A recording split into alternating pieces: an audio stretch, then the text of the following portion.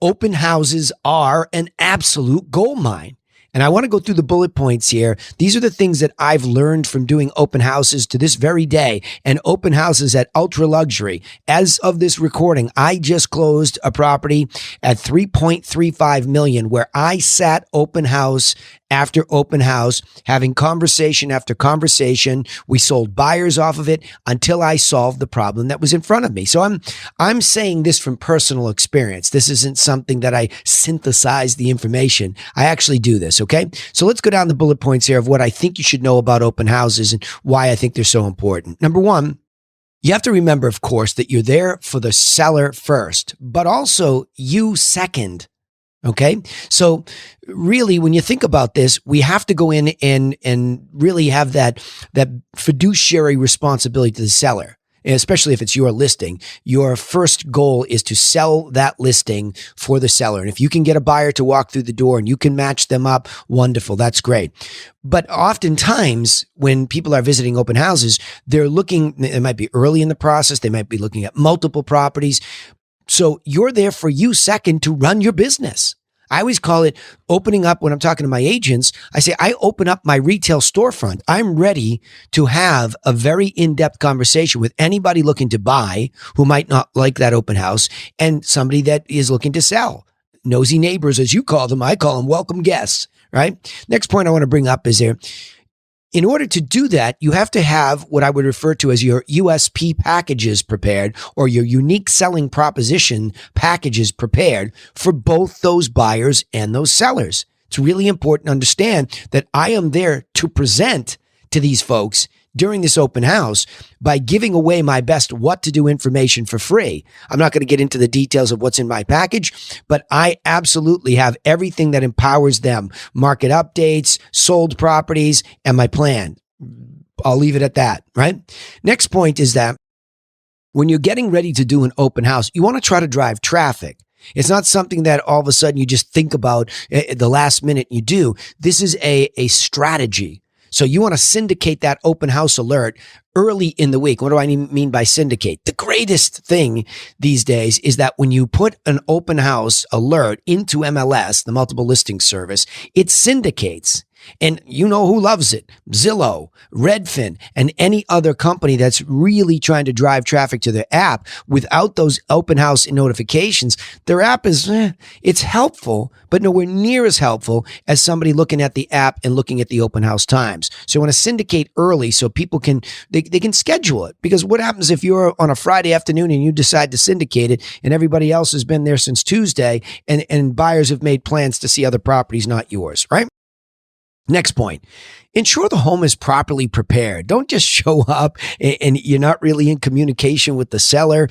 Have the home properly prepared. I mean, it needs to be broom swept and clean. I know you think that everybody should understand that they don't, okay? The next part of this is arrive early enough to set the atmosphere. Even if it's not ready, you start moving things around, you're turning on lights. I like to put a little bit of soft, light jazz music in the background. Make sure the ambiance is there. The next point is to set up your sign-in area because everybody signs in.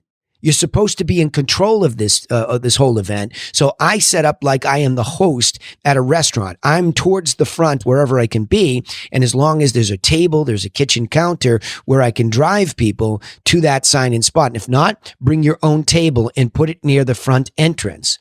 And very quickly, just so you know what I say, thank you so much for coming to the open house. The seller has asked that I have everybody sign in. So if you don't mind doing so, you can sign in right there. Then you can take one of the MLS listing sheets and then you can take a look at the property. So you don't just let people run roughshod over you. This is a private residence.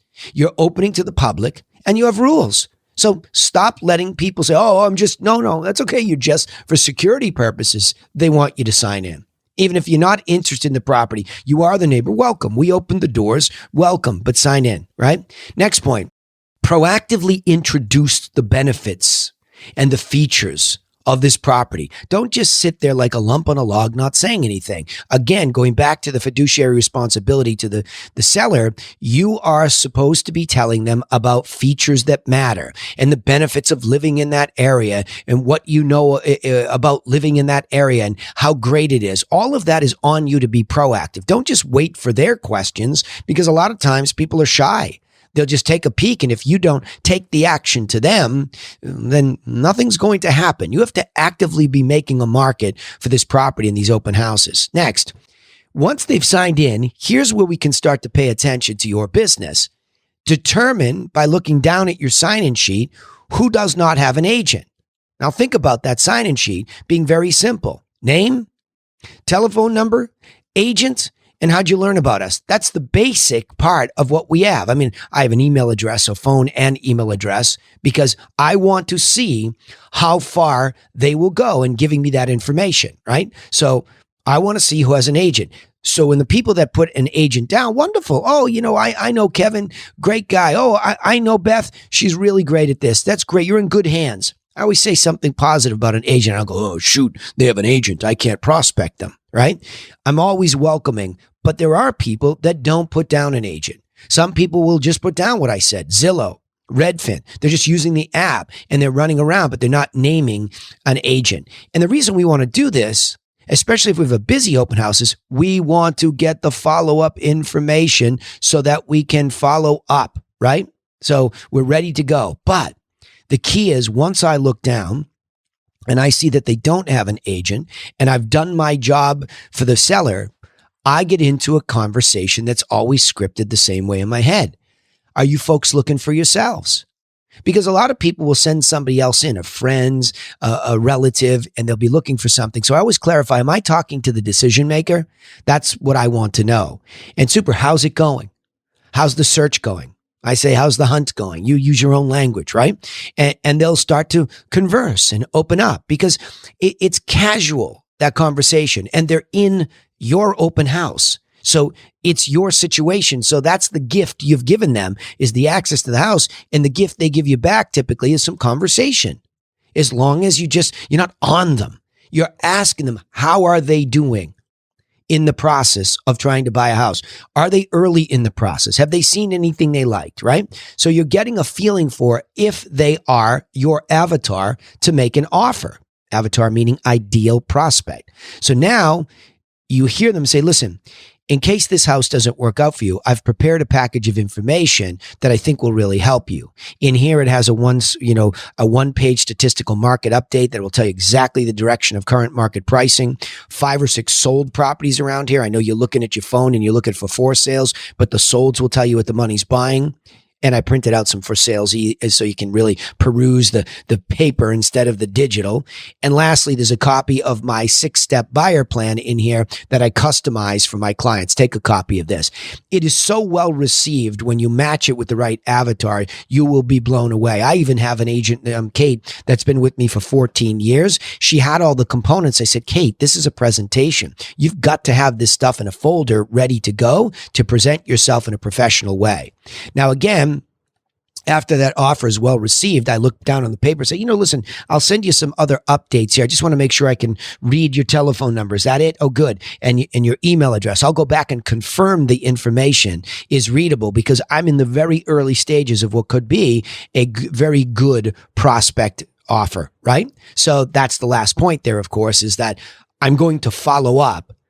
And that's a service offer. I'm going to, beyond the package, say, look, that's stagnant and that will expire, in its relevance. So I'll get you set up on some dynamic updates. Okay. So there you go. That's why open houses are an absolute gold mine. Let me summarize it this way.